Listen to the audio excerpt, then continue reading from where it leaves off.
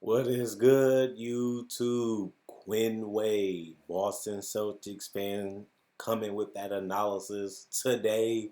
And one of the biggest talking points over the weekend was Gordon Hayward returning and changing how the Boston Celtics approach the game, the defense of the Miami Heat, and the advantages and the disadvantages of having him back on the court.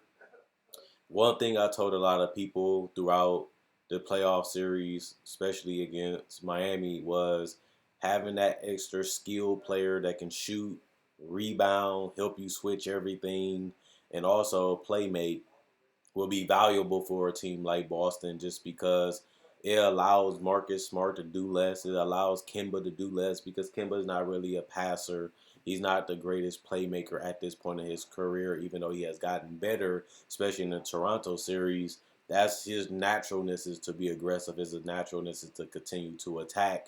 And he's able to do that just because Gordon Hayward, not only does he open the lane because he's a shooter, he also allows himself to get another guy that can break down the defense, get to the basket, and also create like that too.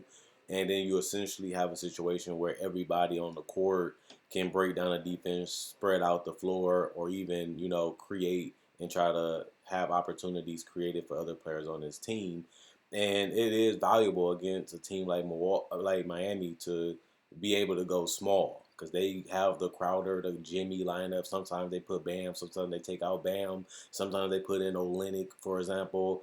And it is good to have that option to counter with five guys can make a play. And that's tough to defend. And people talked about even that against the Milwaukee Bucks. It's tough when Bledsoe can't really shoot. And it's tough when Middleton isn't the greatest playmaker. And now you just stuck with, Brook Lopez can't do much. Ilya Sova. Giannis can't really shoot. Is a lot more predictable and a lot more easier to guard than when you have five guys that are not only can they shoot, but they also can break down the defense. Not only that, they all are decent to decent playmakers and passers. And I like defensively how they play too. Obviously you have to give and take. There's no perfect rotation. There's no perfect situation. Small ball comes with its cons too, especially when Bam is on the floor because he can grab offensive rebounds. He can post up a lot of guys on switches and just back them down or just use his push shot like he's been doing. And it also allows him to roll to the basket and get those push shots and those floaters. And we've seen that even in game 3 too. And that's the con that you have to accept. But Gordon is legitimate 6'8", and Bam is only 6'9". So I liked the fact that if they didn't switch everything, Gordon Hayward was able, or Jaylen Brown was able to stay with Bam and just keep him out of the paint. You will live with him shooting floaters from 12 feet. You will live with him shooting mid-range. You have to give up something, and every defense has its pros and its cons. You just have to be able to mask them and just put a lot of effort and energy to execute that particular defense to the best of the team ability. In Boston, if you look back at game 1 and game 2, things was working. Things was working. They just couldn't close it. Miami is a team that's scrappy. They're a team that's hungry. They're a team that never stop coming. If they down by 15, they feel like they can come back. They take their time. They really run what Eric Spoelstra wants them to run. They don't feel rushed. They go to the paint. They're not scared to take threes. They have a lot of guys that can shoot them. That's what make them difficult, and that's why it made sense for Gordon to come back. I mean, Brad Stevens didn't hold back. The man played over 30 minutes in his first game back. Yeah, he didn't have that much points, but he did get steals. He did get assists. He did get out in transition. He did give him that extra space that allows Kimba and Marcus Smart to get to the paint. And also, it also gives them the ability if a roll man hits and you have to commit those two guys, somebody's going to be open. And Hayward didn't make a lot of threes, but he still didn't shy away from taking them. Even if he missed them, you want him to take the spot up three. And that's something that, Tice isn't consistent with. And that's something that Robert Williams can't bring to the table either, as they are basically non-shooters. Now, I know Tice can shoot, but he does struggle finishing. He does struggle with physicality, and that could be a problem, especially against a team like Miami. But he's been dealing with that for basically the last 2 years, and that hasn't really changed that much this year either. So I'm liking what I'm seeing on my Celtics. I like the fact that they knew that they can beat the Heat. They felt like they was going to be the better team. They just didn't play like it because they made a lot of bad shots. They took a lot of bad shots. They also turned the ball over a lot. And you basically giving the Miami Heat the game then, and that's why we down 2-1. Even though we do have an opportunity to go 2-2, I do feel like my Celtics can still get this series. I still do think they will win it. I just feel like they have played good enough basketball to show that they should be the better team and they should win this series. But it's another thing wanting it, and it's another team that can take it. And Miami wanted it more. They played harder, and they couldn't. They never stopped coming. And that's why with a minute left, they down 105, 100. They ended up winning that game because the Celtics was being nonchalant. The Celtics was getting comfortable. The Celtics got in their head a little bit, and that allowed the Miami Heat to capitalize off those mistakes and turn them into baskets.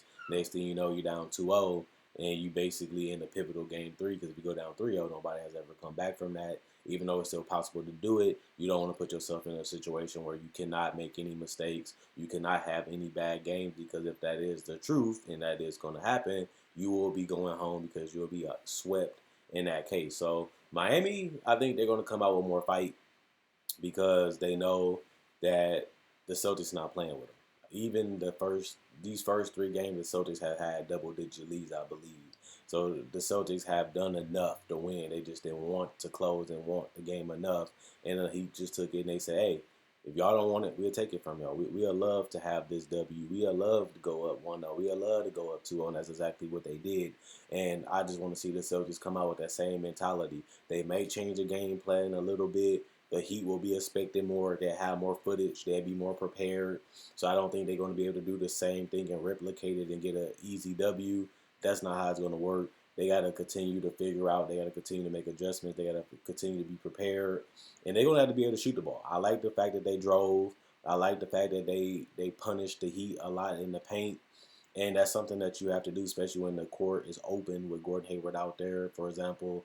That allowed them to, get the free throws, get the ability to hit the floaters and the layups. But they got to do that for a whole 48 minutes because the Heat technically had a chance to even win Game 3, even though it didn't look like it in the fourth quarter. The Heat did put themselves in a position to where they could have made a run for the game. They just weren't able to knock down the shots, and they just weren't able to get hot like they did in Game 1. And, that's part of the game. Some shot is a make or miss lead. Shots fall, some shots don't. And at the end of the day, that's why you have to have other reasons and other ways to make up for that. And that's what he did. They got the steals, they got the rebounds, and they punished the Celtics, and they ended up getting a lead of 2-1. So I'm happy for my Celtics. I love what they're about. I love what they're doing. But as a Celtics fan, like I said before, it is a little frustrating because our team is so young. They're still learning. They're still growing. They have a lot of new pieces on this team, but they got also guys that never been in the type of role that they are in this season and in this playoff run. And if we can win Game 2, it's going to be a huge confidence boost to my Celtics, and it's going to be a huge boost of confidence to them. And that will just let them know that they might be able to win it all. The Miami, they already feeling like that. They already been playing like that. The Celtics, the way they was playing, they was kind of there, but they also had to value every possession, play hard every possession, and also go out there and not make as many mistakes and not get too caught up in their own ego. Those are things that help you lose. Those are things that help you, misfire. And he capitalized off that. And now we have a chance still, which you can't take for granted, to win this series. And, we can go up 2-2. It just gives us confidence that we can finish them off possibly in 7 or 6. I did peak the Celtics in 7. So I'm expecting this to be a tough, ugly rock fight. I don't expect no more blowouts in this series, because the coaches are excellent. They're smart. They find ways. They find a way to get a W. Same with the players on these teams. And whoever really want to fight and throw that last haymaker, that's going to be the team that's going to win this series. And that's fun. Like, all 3 games was interesting. All 3 games came down to the wire. All 3 games have been amazing, especially on both sides of the court. And whoever the better team will feel proud and warranted of the Eastern Conference Championship, because this is an amazing series already. I thought the series was going to be good, and it lived up to the hype so far. Now we're just going to see. I have to see how it finished. But Gordon Hayward made a big difference coming back, and hopefully he can knock down some more shots. Hopefully he can, do a little bit more offensively too, outside the shooting. And, he's a guy that made the rotation go back to normal. The guys don't have to play as many minutes. Guys don't have to be as relied on because, Gordon can be that guy and the other guys just get less minutes, less opportunity. But at least, you got a starter slash all-star caliber player some nights, and he's a guy that can win you a game. So you add that back and you lose nothing. That's a good deal for the Celtics. And he said he's not going to leave for the baby. So Gordon is here to stay. We're that close to the finals. We're that close to potentially winning another championship. You might as well ride it all the way out, even though he wanted a son real bad. And it's going to be kind of unfortunate that he's not going to be there. But at the same time, you do want to win your first championship, and you have your college coach with you. That'd be amazing if they're able to accomplish that. And he was a big reason, even though the stats didn't show it. He was a big reason why the Celtics won that game, and he might be a big reason why they might win another one, especially if he has a 15 or 20-point game with a couple rebounds, couple assists, and a couple steals. I'm not going to complain about that either.